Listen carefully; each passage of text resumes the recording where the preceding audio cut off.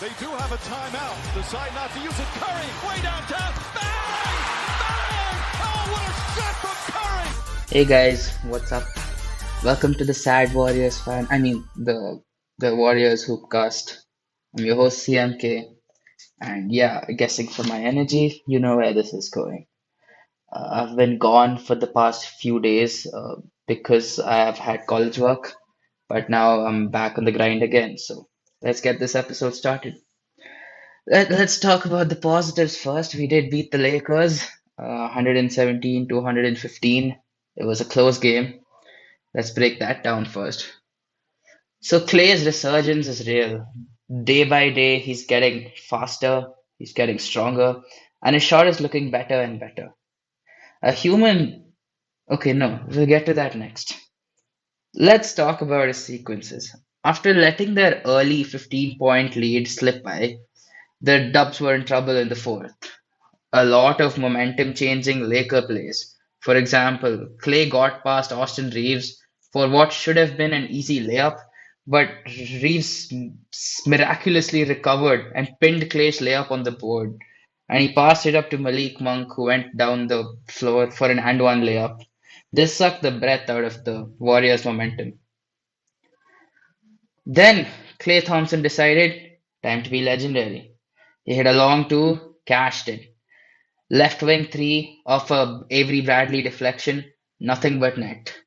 Long right wing three, like LeBron from the plane. If you remember that hurtful shot, it was a deep heave, bang.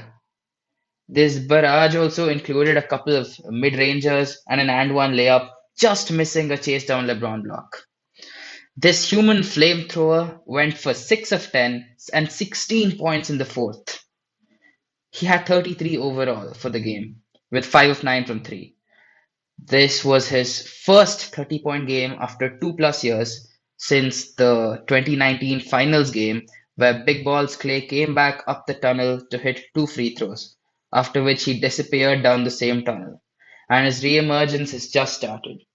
Welcome back, National Treasure. Let's talk about some of the issues from the same game. Bad rebounding and bad boxing out. We gave up points due to this to a 20% three-point shooter in Taylor Horton Tucker, who suddenly came alive from beyond the arc for no reason. We were the best defense as well as the best rebounding team in a league a few months ago. And the absence of Draymond has changed the rebounding part of it and the defense part of it. Looney's tired, man. He can't be doing all the rebounding. And his backup is Bielitsa. Not exactly useful. But Looney did have one huge offensive rebound, though, which he kicked it back to Clay for the long two I talked about. The Dubs have looked very rough for the last few games. Here's another issue. How hard is it for a team to foul when they're up three? This give must give you a flashback of the Pacers game, which we were supposed to win because four of the starters were out for the Pacers. And nobody fouled Justin Holiday. And he pulled up, cashed the three, it went to overtime, and we lost it. This game, almost the same sequence. Gary Payton II fails to foul Malik Monk. Monk passes it to LeBron. And Steph Curry fouled LeBron James just before he could pull up, but the timing of it made the refs think that it was a shooting foul and not a common foul. So LeBron had 3 free throws. Well, thankfully, he did miss the first one. He cashed the second one. And the third one, he heaved it up 15 feet in the air. And it didn't drop in, of course. He wanted to go for the rebound, but the ball got knocked around and then the clock stopped. So, yeah, that's how we win that game. Another positive from this game, apart from Clay, is Kuminga. Man, he's playing well. He started over Otto Porter Jr. at power forward because OPJ has the 20-minute restriction due to his back issue. Steve Kerr could have started Jordan Poole or Moses Moody, but Kuminga continues to play well, so he got the nod. And he got to guard LeBron James. And Steve said that this was for experience that would help him in the playoffs. He's figuring out his rotations, man. I mean, it's tough to see as a fan, but yeah, this is good knowledge that he's trying to collect. Kuminga was clearly the best player in the first three quarters. He had 16 and 5 at halftime with amazing efficiency. And there were two pretty big sequences for him. The cut towards the rim where Curry found him, and he had a very explosive and one dunk. That was crazy. There was another sequence in which he kind of turned the ball over and he contested THT, I believe, for the layup, made him miss, passed out the rebound, sprinted up the floor, got it back, and made a tough contested layup on the other end. You're just seeing his effort every day, and he continues to improve. He's had a 7 game stretch of where he's averaged, where he scored more than 10 points, and his per 36 stats are out of the roof, and maybe even better than Kate Cunningham, who's the leader for Rookie of the Year. So, hey, Lee, watch out, man. He's coming for you.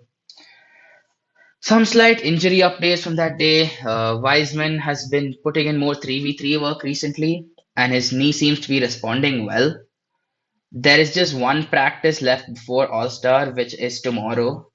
But for Wiseman to come back on the court, for us to have any hopes of him returning, he needs to have 5v5 practices, and that has not happened yet. Andre Iguodala has lower back tightness. He's skipped the game against the Clippers, and this is not a long-term problem, but I believe he should not miss the playoffs. So that's why they're letting him rest for long. Right. Let's talk about the Clippers game, shall we? So the trend continues. Bad offense, non-existent defense, and worse rebounding.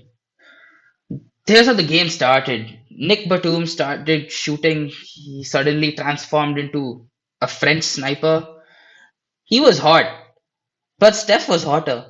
The man dropped 16 points with just one miss in the first quarter. Guess who was cold as a brick? Klay Thompson. Didn't have a good game. So the first quarter was pretty level, even after Steph Curry's barrage of four threes. That's because the Clippers were making every shot they took. And the second quarter too was kind of level. The Clippers had a 61 to 59 lead over us. And then we expected the third quarter Warriors to come out and do what they always do. They're the league's best third quarter team for a reason. But the scripts kind of flipped today, and we were demolished in the third quarter, and fourth quarter was just garbage time. So yeah, let me just praise Steph for a second. He had 33 points, 11 of 18 field goals, 8 of 13 from 3, 2 rebounds, 2 assists. A monster game put to waste by our bad defense.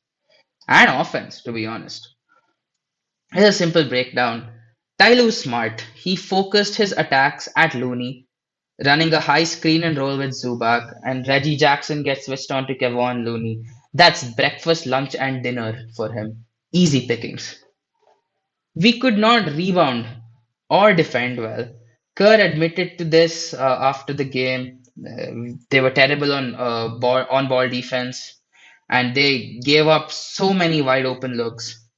Terrence Mann pretty much had a red carpet to the rim on multiple possessions, and these shots served as daggers.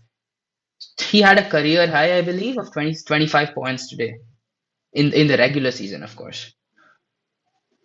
Yeah, the lack of a big man is really being put to display in these past few games. Let's talk about defense.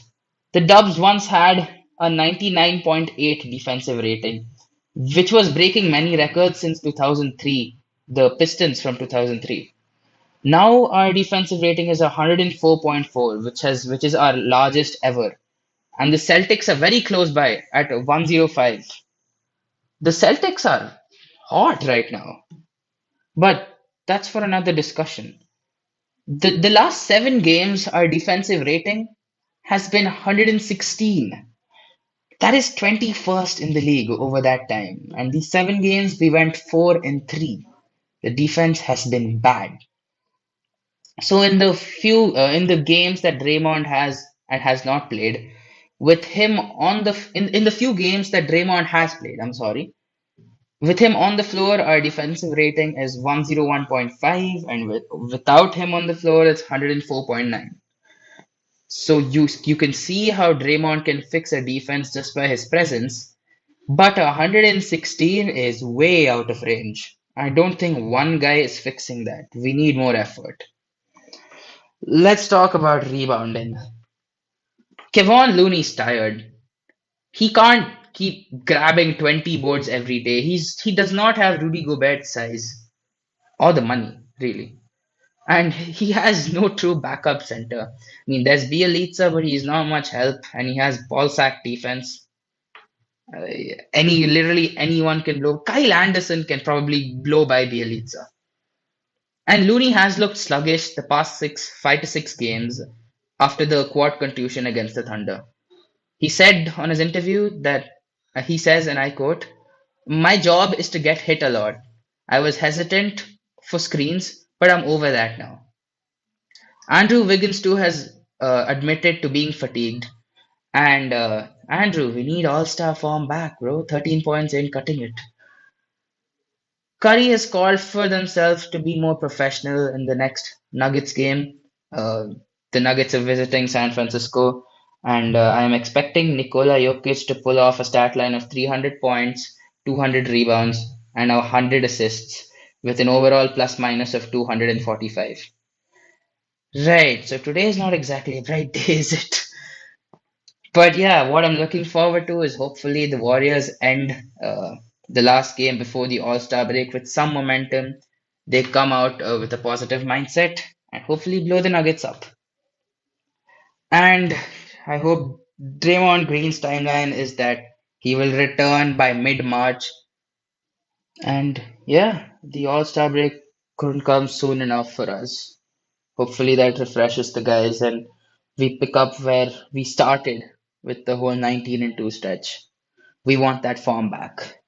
Oh yeah, here's a fun fact from today's game. Let's end on a negative note, guys, because why not? All our starters, except one, had a negative plus minus. Could you guess who that starter could be? Any ideas? It's Steph Curry. Yeah, no, I'm kidding. I'm kidding. It's no one. All the starters had a negative plus minus. The only positive guys were JTA in garbage time and Damian Lee, I do not know how, was a zero, I believe. And there was one more guy. Steph was a minus 19 after scoring 33 with crazy efficiency. And he was the second worst on the plus minus scale. And Klay Thompson, who had a terrible game, had a minus 23. Right, so this game has not been kind to us, and I hope we improve. That's it for today's episode, guys. Thank you for tuning in. And if you made it this far, thank you again. Like, share, subscribe, get out of here.